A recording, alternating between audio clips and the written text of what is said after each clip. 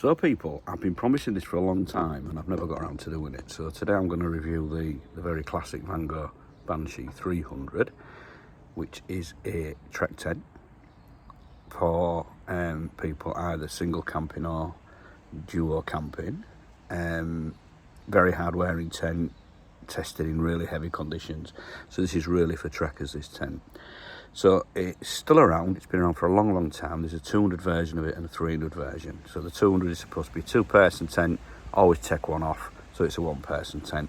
The 300 is supposed to be a three-person tent. I would say it's a two-person tent, and then you would be very comfortable together. So if it's for couples, it's a very romantic tent. They are still around, like I say. They seem to vary between about £109 to about £150, depending where you get it from. Still a good value. It seems a lot for such a small tent, but I'll explain why when I do the review. So we're going to crack on with the review, and let's see what we can come up with. So I lent this tent out to a friend, and it's come back really badly packed. It certainly can be packed better than this, but it is incredibly light. So as we can see on the specs, it's got the tension banding system, which I'm going to talk about, which I don't seem to see reviewed, the actual cleverness of this and why it's so useful, and a 5,000mm head with a fast pack bag. Don't know what that means, but we'll get this sorted out and we'll show you it. You may have seen it on a couple of my videos. So it was on the Trek Tap video and also on the Sex Out Farm video, where I stayed in this tent and had a really comfortable night. Here is it laid out. As I say, it's a bit dirty because it's been sort of lent out, but that's not a problem. Good thing with the size of these tents, you can actually put them in a cold wash, and I'm probably going to do this actually after this video, just to give it a bit of a disinfecting and make sure it's clean. Pegs and only 2 poles for this. So let's get it sorted. So the poles are colour coded. You've got a red pole and an orange pole, and the suitable tags to make sure you put it in the right place, because they are 2 different poles. They're also pre-bent as well for the shape of the tent, which really helps with rigidity and making it look good when it's pitched. So for even more ease of use, the pre-bent parts are actually coloured, and they go at the end of the pole sleeves, as you can see. So that gives you a really good idea straight away exactly where your poles need to be. This tent doesn't have the little pegs that you put the pole onto. The poles actually go through the eyelets at the end, and they're actually tapered off to do that. Again, this is a tent that is so easy to pitch, and we'll get on doing all the rest of them. So they're the poles in and clipped. Now, it's very important with this tent as a pitching guide, is to make sure that the poles are very evenly spaced on each side, particularly on the larger pole, because it's put together so well that there isn't a margin for error. You'll know because firstly the bend is at each line point, so you need to get nice and even. You'll know because it'll look even, and also when you're putting them clips on, it won't be an effort to do it. So there's a little pitching tip for you for the big pole. Make sure it's nicely centered before you start fixing it in. It's sorted. So the tent has a main entrance point here, and it zips from top to bottom and bottom to top to open it. That is a little hook that you can use later on before you sort of pitch up. So when you want to get in, or you're pitching up for the night and going to bed, you would zip that down and you just reach through, and you can just hook that round, and then it's nice and tight. But I'll show you that when it's zipped. That's what I'll do it now. So you would zip that in, and then there'd be a little hook on a night, ready to rock. The other door is basically a ventilation door. It's not an entrance door.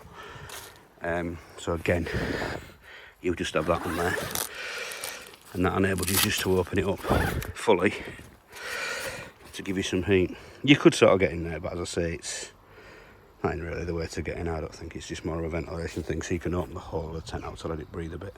But we're going to put that back on that hook and zip it up. As I say, it'd be a lot more tightly done if I was pitching this properly.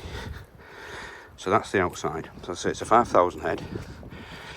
Some really good features on this is you've got these cross lines with what I think they called them, line locks.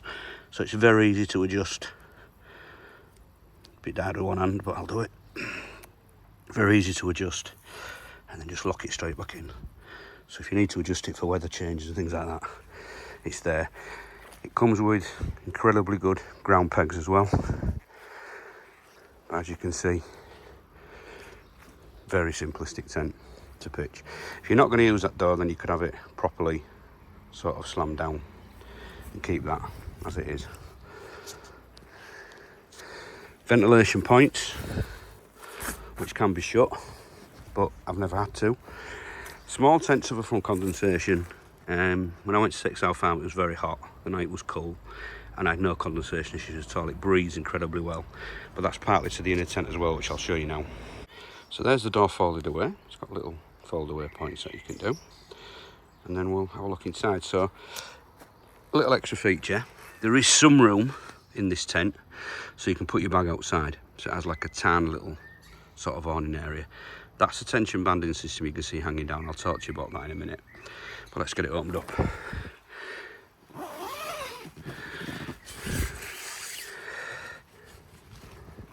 Getting tricky with one hand. One sec.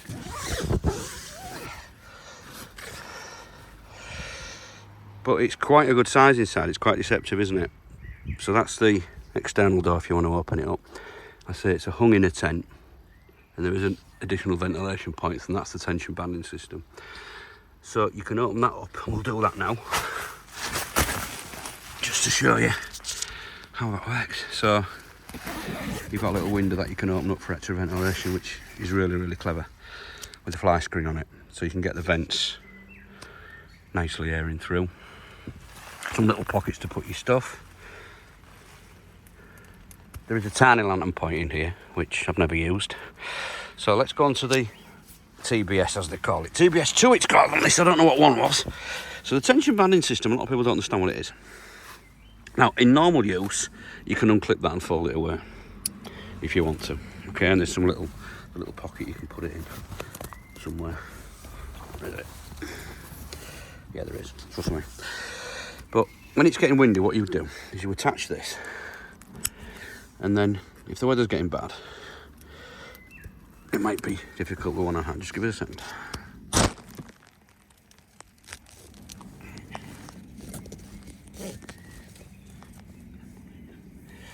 So what you do is you don't do it too tight, you just do it enough for it to just feel solid. So like you can see what I did, if you could see what I did, you tighten it enough just to make it taut, and what that does is it attaches to the, there's a little pocket, I told you there was one. It attaches to the poles and it keeps it rigid, so when the wind blows it keeps the rigidity on the main end of the tent, and it does work. Okay, very clever little design. And so you can fold it away if you never use it.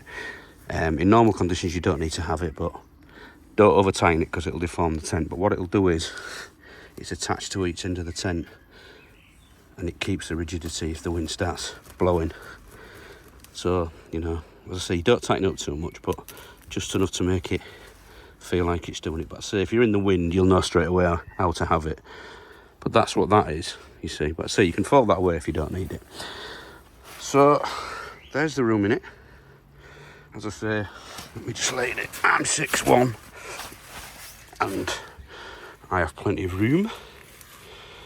And I say, it's lovely and airy in here. It's quite hot outside, but it's really getting the ventilation in. As I say, there's the additional door, so you can open that and put the outside one in to let the air completely through. So if it's a nice day, you can do that. But as I say, it's the tent.